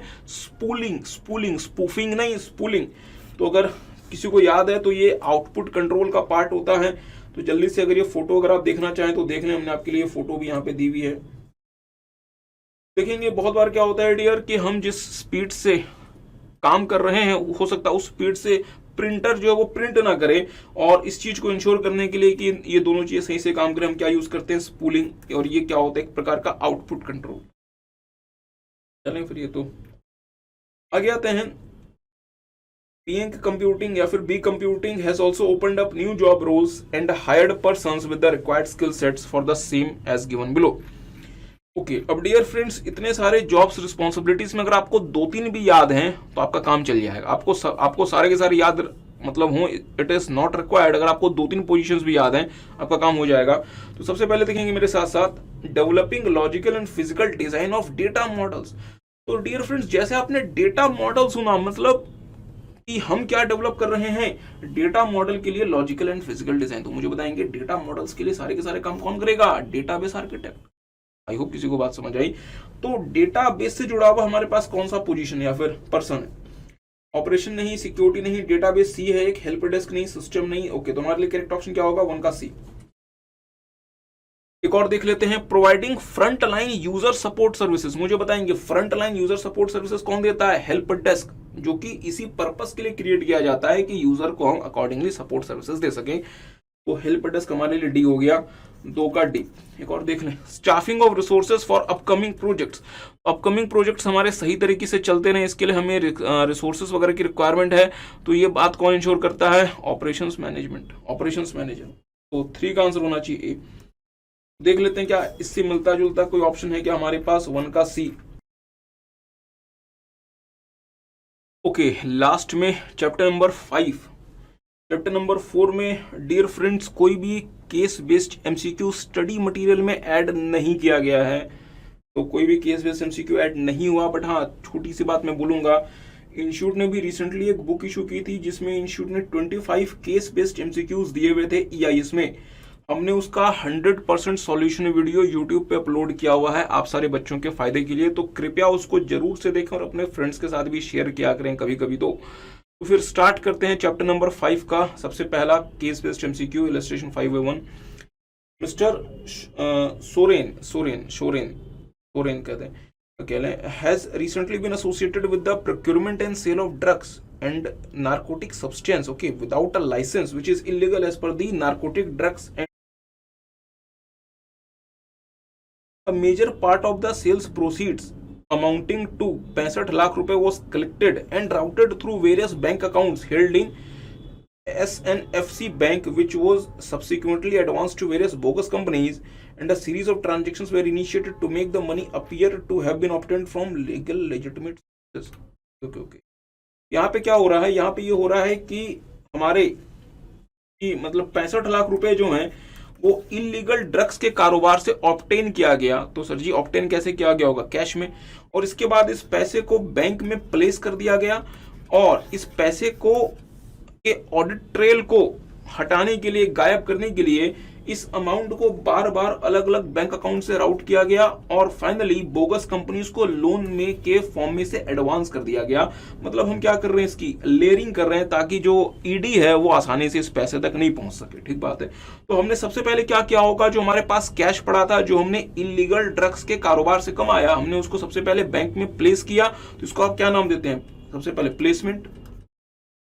पर सर जैसे आपने प्लेस किया वैसे आपके पैन नंबर के थ्रू तो कोई भी इसकी जानकारी बहुत इजीली ऑब्टेन कर सकता है। इसलिए आप क्या करते हैं डियर फ्रेंड्स, पैसे के मोड को, सोर्स को चेंज करते हैं और इसे आप क्या नाम देते हैं, लेयरिंग। तो अभी तक लेयरिंग हो गई है 65 लाख रुपए की।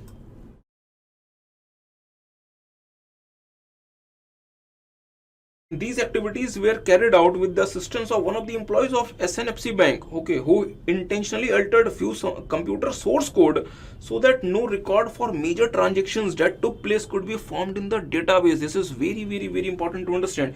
मुझे बताएंगे किसी भी बैंक में क्या क्या ट्रांजेक्शन्स हुए, क्या बैंक को इन सारे के सारे ट्रांजेक्शन्स का रिकॉर्ड अपने पास रखना पड़ेगा? हाँ सर। क्या इसका लॉग अपने पास रखना पड़ेगा? हाँ सर। मुझे बताएं बैंकिंग बिजनेस में जितने भी ट्रांजैक्शंस हो रहे हैं इनका रिकॉर्ड कीपिंग कैसे होता है, मैनुअली या फिर ऑटोमेटिक? सर ऑटोमेटिक होता है। तो अगर किसी भी रिकॉर्ड कीपिंग को हमें ऑटोमेटिक रखना है, प्लीज मेरी बात पे ध्यान देंगे, मैंने कहा कि सारे के सारे ट्रांजैक्शंस का रिकॉर्ड कीपिंग हमें अपने पास रिकॉर्ड करके रखना है। इसके लिए हम क्या करते हैं सर, इसके लिए हम ना कंप्यूटर प्रोग्राम्स कोड करते हैं और जो कंप्यूटर प्रोग्राम्स जो है वो अकॉर्डिंगली इन सारे के सारे ट्रांजेक्शंस की रिकॉर्ड को रखते हैं। मेरी बात पे ध्यान दीजिएगा। अगर आप कोई भी ट्रांजैक्शन कर रहे हैं तो बहुत सारे आरबीआई के लॉज और बहुत सारे डियर फ्रेंड्स अदर लॉज जैसे prevention of money laundering act, ये मैंडेटरी आपको रिक्वायर करता है कि आपको ट्रांजैक्शंस वगैरह का रिकॉर्ड अपने पास रखना पड़ेगा। इसका मतलब इसका मीनिंग ये हुआ कि जिस कंप्यूटर सोर्स कोड से आप ये रिकॉर्ड रख रहे थे वो कंप्यूटर सोर्स कोड आपको कानूनी रूप से रिक्वायर्ड है आप उस चीज को फॉलो करने के लिए, उस चीज को अपने पास रखने के लिए, क्योंकि इसी कंप्यूटर सोर्स कोड से अल्टीमेटली आप अपने पास रिकॉर्ड कीपिंग करेंगे। तो ठीक बात है। तो यहाँ पे इंटरेस्टिंग बात यह है कि हमारे एक एम्प्लॉय ने उस कंप्यूटर सोर्स कोड को चेंज कर दिया ताकि रिकॉर्ड कीपिंग ना हो। और अगर कंप्यूटर सोर्स कोड वगैरह चेंज हो गया जिसके थ्रू हम रिकॉर्ड कीपिंग वगैरह फिर अगर ना हो सके तो इंफॉर्मेशन टेक्नोलॉजी का एक इंफॉर्मेशन टेक्नोलॉजी एक्ट 2000 का एक मतलब सेक्शन है। और कौन सा सेक्शन है मैं आपको जल्दी से एक बार देख के बता देता हूँ, जहां जो ये प्ले में आ जाएगा।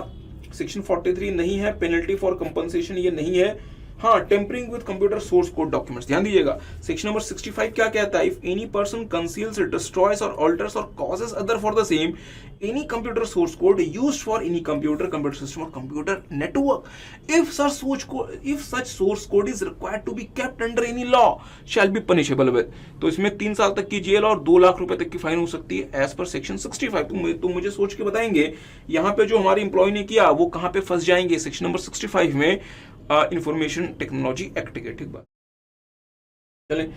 However, SNFC Bank has had failed to keep proper record of information relating to the few of the transactions as they were of not substantial amount. चलिए कोई बात नहीं। Furthermore, it was later found that one of the staff member of SNFC Bank whose relatives were an insurance agent used to obtain medical information of the customer having account with the bank for obtaining personal benefit। ध्यान दीजिएगा medical information हमारे लिए क्या है, sensitive personal data and information, rule number 3 of SPDI rule, तो वो भी attract हो जाएगा यहाँ पे। तो चलिए फिर क्वेश्चन में आते हैं।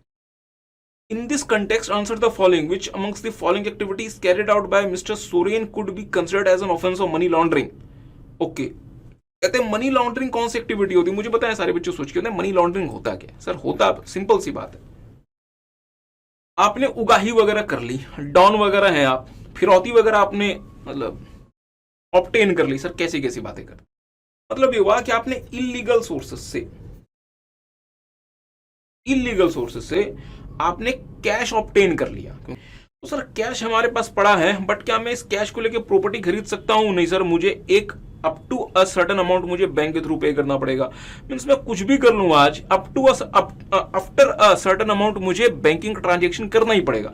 तो मैं क्या करता हूं, मैंने इलीगल सोर्सेस से जो मैंने फंड ऑब्टेन किया है इस फंड को फिर मैं क्या शो करने का प्रयास करता हूं कि मैंने कैसे अर्न किया है, थ्रू दी लेजिटिमेट सोर्सेस। तो अगर आपने इलीगल आपने अमाउंट को अगर आप ये शो करते हैं कि it is the clean money, तो इसे आप क्या नाम देंगे, मनी लॉन्ड्रिंग। तो सिंपल सी बात यहाँ पे ये होती है बस। कहते हैं कि इनमें से कौन सा मनी लॉन्ड्रिंग का एक्ट माना जाएगा? Expenses incurred for procurement of narcotic drugs. Please ध्यान दीजिएगा, बहुत ध्यान से मेरी बात को सुनेंगे। मैंने कहा कि मैंने नार्कोटिक ड्रग्स को खरीदने के लिए खर्चा किया, पैसे लगाए। तो डियर नार्कोटिक ड्रग्स को रखना अपने आप में एक अपराध हो सकता है, और ये कहां पे हो सकता है, पनिश किया जाए, हो सकता है इंडियन पिनल कोड में। बट अगर आपने लेट्स से नार्कोटिक ड्रग्स को खरीदने के लिए अगर आपने कोई पैसे वगैरह लगाए हैं तो ये अपने आप में एक जुर्म हो सकता है, क्राइम हो सकता है, बट ये मनी लॉन्ड्रिंग नहीं है। प्लीज प्लीज प्लीज ध्यान दीजिए, मैं ये नहीं कह रहा कि it is not a crime but it is not a money laundering, क्योंकि मनी लॉन्ड्रिंग का सिंपल सा मतलब होता है कि डर्टी मनी को क्लीन मनी में कन्वर्ट करना, या ऐसा शो करना कि आपने जो इलीगल वेज में जो आपने मनी ऑब्टेन किया है और आप इसको ऐसे शो करें कि it has been obtained by you from the clean source. ठीक बात है, तो ये तो हमारे लिए ऑप्शन नहीं है। ध्यान दीजिएगा, sale of narcotic drugs without a licence, मैं कहता हूं ये भी अपराध है, it is also a crime but it is not money laundering. तो डियर जिस अपराध को आप कर रहे हैं, जिस क्राइम को कर रहे हैं, उस क्राइम से एसोसिएटेड लॉ आपके ऊपर लगेगा ना। ऐसा तो नहीं है कि आपके ऊपर कोई भी लॉ लगा दिया जाए, तो ये भी नहीं है। Routing the illegal proceeds through banks and other transactions to a period obtained from legitimate sources, मतलब ये हुआ कि आपने इलीगल पैसे को बैंक के थ्रू राउट किया और आप इसको कैसे शो कर रहे हैं कि ये कहां से आया है, फ्रॉम द लेजिटिमेट सोर्सेस। एक बार इसको होल्ड करते हैं। Being a part of the central association carrying on illegal sale of drugs, please ध्यान दीजिए ये भी क्राइम है बट ये मनी लॉन्ड्रिंग नहीं, क्योंकि यहाँ पे आपने अपने डर्टी मनी को क्लीन मनी में कन्वर्ट नहीं किया। तो हमारे लिए बेस्ट ऑप्शन क्या हो गया? सर ये इजी तो क्वेश्चन था, आपने बेवजह इतना टाइम लगा दिया। आगे आते हैं। The employee of SNFC Bank who had assisted Mr. Soren in routing the illegal money through bank by altering the computer source code. तो डियर आपने भी देखा था ये कहां पे हम फंस जाएंगे, सेक्शन नंबर 65 में. Mr. Soren was involved in the collection and sale of illegal drugs, and got the routing done through the various banking transactions and advances to the bogus companies. ठीक बात है. Which stages of money laundering process addresses those aforesaid activities? Okay. मतलब ये हुआ कि मैं illegal तरीके से पैसा लेकर मैं इलीगल तरीके से ड्रग्स लाता था, मैं उसको कैश में बेच दिया करता था और उस कैश को मैं बैंक में प्लेस करता था और उसके बाद मैं इस पैसे को मैं अलग अलग तरीके से राउट करता था और मैं फाइनली बोगस कंपनीज को एडवांसेस दे देता था. मतलब ये हुआ कि कैश को सबसे पहले मैंने बैंक में जमा कराया होगा, इसका मतलब प्लेसमेंट. बट सर जैसे आपने कैश को बैंक में जमा किया, 50,000 रुपए से ज्यादा में आपको अपना पैन कार्ड देना पड़ता है, तो आप तो बहुत इजीली फंस जाएंगे. तो मैंने क्या किया, उस पैसे को मैंने राउट किया अलग अलग कंपनीज के थ्रू और मैंने फाइनली बोगस कंपनीज को एडवांसेस दे दिया. मतलब मैं क्या कर रहा हूं, मैं अकाउंटिंग ट्रेल को छुपा रहा हूं. मींस मैं लेयरिंग कर रहा हूं. मींस मैंने सबसे पहले प्लेसमेंट किया, अब मैं क्या कर रहा हूं, लेयरिंग कर रहा हूं.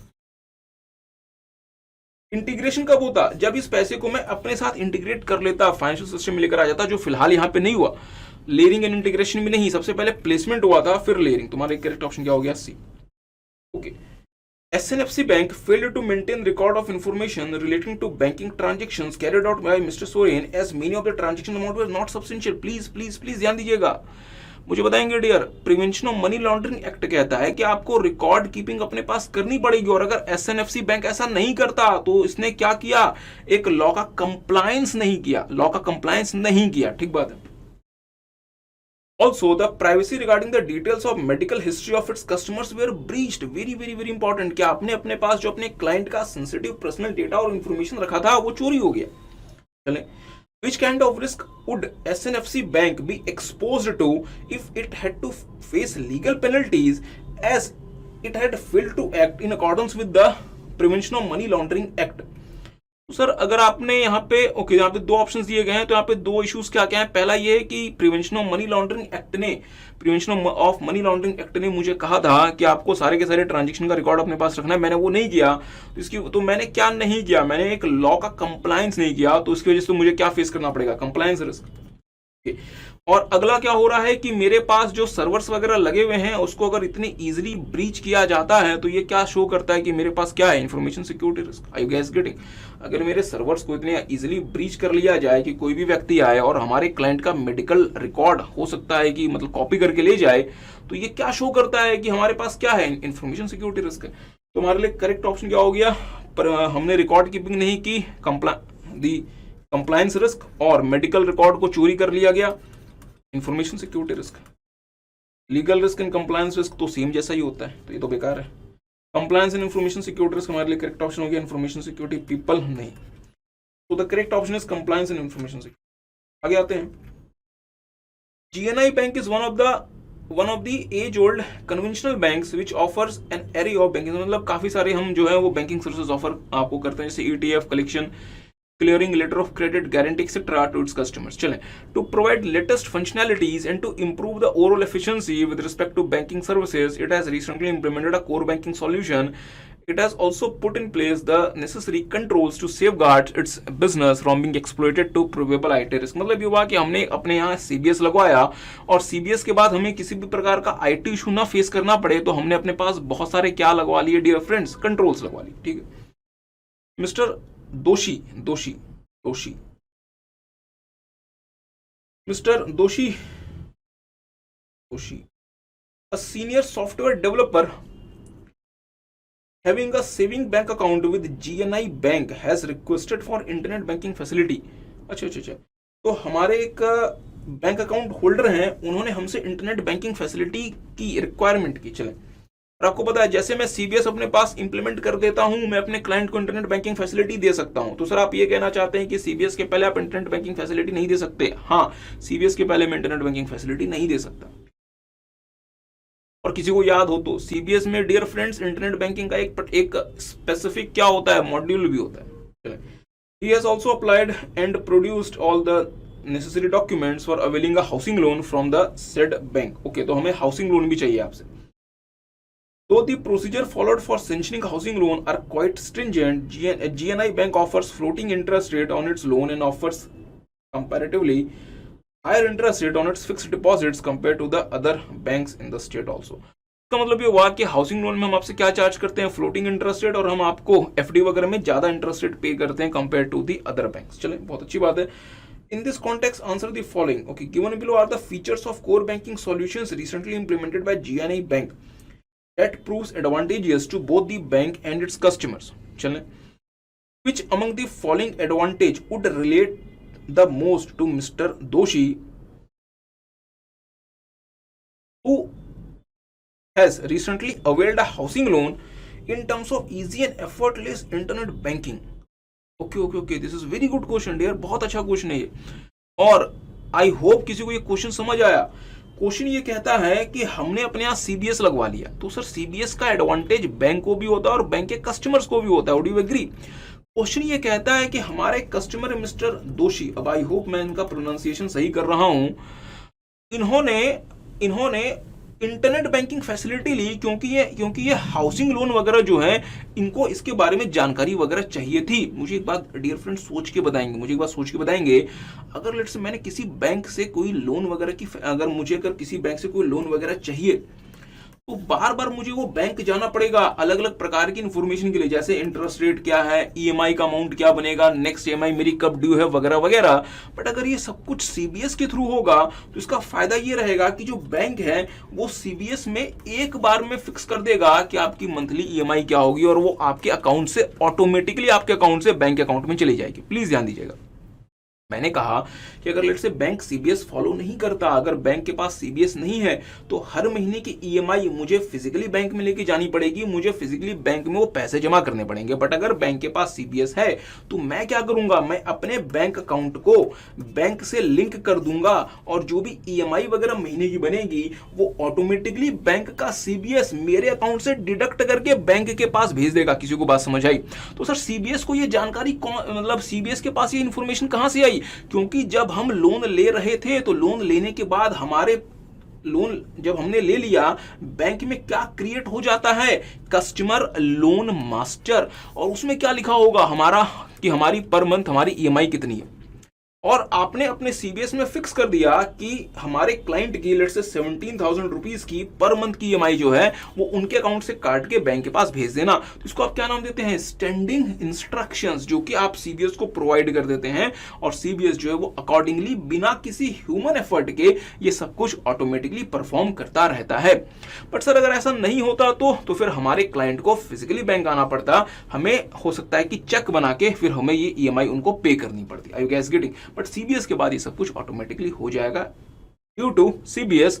और सीबीएस में भी क्यों, बिकॉज हमने सीबीएस को क्या दे दिया, हमने इंस्ट्रक्शंस वहां पे फीड कर दिए, और सीबीएस उस इंस्ट्रक्शन के हिसाब से हर महीने जो वो ईएमआई जो है वो हमारे क्लाइंट से लेके हमारे पास लेकर आता रहेगा। चलिए बात तो सही है। कहते हैं कि क्वेश्चन क्या था, क्वेश्चन है कि कौन सा फीचर जो है वो सबसे ज्यादा यूजफुल रहेगा, रिलायंस ऑन ट्रांजेक्शन बैलेंसिंग। ध्यान दीजिएगा dear friends, reliance on transaction balancing जो होती है ये बैंक के एंड पे होती है, बैंक के ब्रांच के एंड में होती है, इसका कस्टमर से ऐसा जितना कोई लेना देना नहीं होता। Highly dependent system based control, again ये भी किससे डील करती है डियर फ्रेंड्स, बैंक से डील करती है, कस्टमर से इसका कोई लेना देना नहीं होता। मैं ये कहता हूं कि बैंक के पास highly dependent system based controls हैं, तो इसका फायदा हमारे क्लाइंट को क्या होगा, इसका फायदा तो हमें होगा ना कि हमारे बैंक में कोई फ्रॉड वगैरह नहीं हो सकता। Daily half yearly annual closing, तो सर जी क्लोजिंग किसको करनी पड़ती है, कस्टमर को कि बैंक को? तो इसका फायदा अगेन किसको होगा, बैंक को होगा। तो क्या कहना चाहते हो फिर हमारे पास ऑप्शन क्या बचा, D, automatic processing of the standing instructions. हमने अपने कस्टमर का ईएमआई की जानकारी वगैरह बैंक के सीबीएस में फीड कर दी, मींस हमने उनको एक स्टैंडिंग इंस्ट्रक्शन दे दिया, अब वो सीबीएस जो वो ऑटोमेटिकली वो सब कुछ एज इट इज प्रोसेस करता रहेगा। ठीक बात है। GNI Bank during this stage of the loan processing of Mr. Doshi checks the borrower's ability to repay the loan based on the analysis of his credit history and earning capacity। ये सब कुछ under writing कहलाता है, अगर I hope सबको याद है। Clearing नहीं है, अंडर राइटिंग हमारे लिए लेटर ऑफ क्रेडिट और कलेक्शन तो नहीं है, हमारे लिए करेक्ट ऑप्शन क्या हो गया, under writing. GNI Bank has also implemented necessary controls to ensure safeguard against the exposure to IT risk. चलें, as a practice, whenever a connection is made to the website in another network, it would be routed through a particular server. तो इसको आप क्या नाम देते हैं? Proxy server, जो कि इनडायरेक्टली आपको लिंक करने में मदद करता है, कनेक्शन करने में मदद करता है. It is called proxy server. क्या टाइम इस मीनिंग में नहीं लगाते, लगाने का तो डेर इसमें बहुत सारा टाइम लगाया जा सकता है, बट आपके पास इतना टाइम नहीं है. ये इंटरेस्टिंग, और इससे ये पता चलता है कि आप कुछ भी छोड़ के नहीं जाएंगे डियर. ठीक है. GSI Bank has also implemented necessary controls to ensure safeguards against the exposure to IT risk. Which among the following control would be implemented when the risk arises due to lack or inadequate management direction and commitment to protect information assets? तो ये यहाँ से हमारा question शुरू होता है. Which among the following control could be implemented when the risk arises due to lack or inadequate management direction and commitment to protect information assets? मैं थोड़ा सा आपको अपने क्लास नोट्स रेफर कराना चाहता हूं. अगर आपके पास इंस्टीट्यूट का मटेरियल तो आप उसी भी रेफर कर सकते हैं. तो मेरे साथ साथ थोड़ा सा देखें, ये हमारे चैप्टर 5 की क्लास नोट्स. देखेंगे रिलेटेड रिस्क एंड कंट्रोल, तो आप देखेंगे information security related risk and control. इसके पॉइंट नंबर 3 में आएंगे. रिलेटेड रिस्क एंड कंट्रोल में lack of management commitment and direction towards information security. अगर हमारा मैनेजमेंट कमिटेड नहीं है, डायरेक्शन अगर नहीं देता, तो उस केस में हमें क्या करना चाहिए?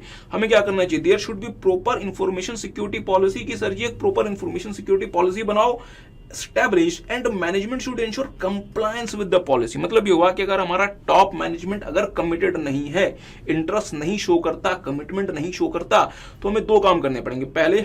सबसे पहला क्या कि हमें क्या क्रिएट करना पड़ेगा? Proper information security policy. और दूसरा हमें क्या मतलब स्टैब्लिश करना पड़ेगा कि मैनेजमेंट जो है वो क्या करे, वो इंश्योर करे कंप्लायंस विद द पॉलिसी ऐसे सिचुएशन में. तो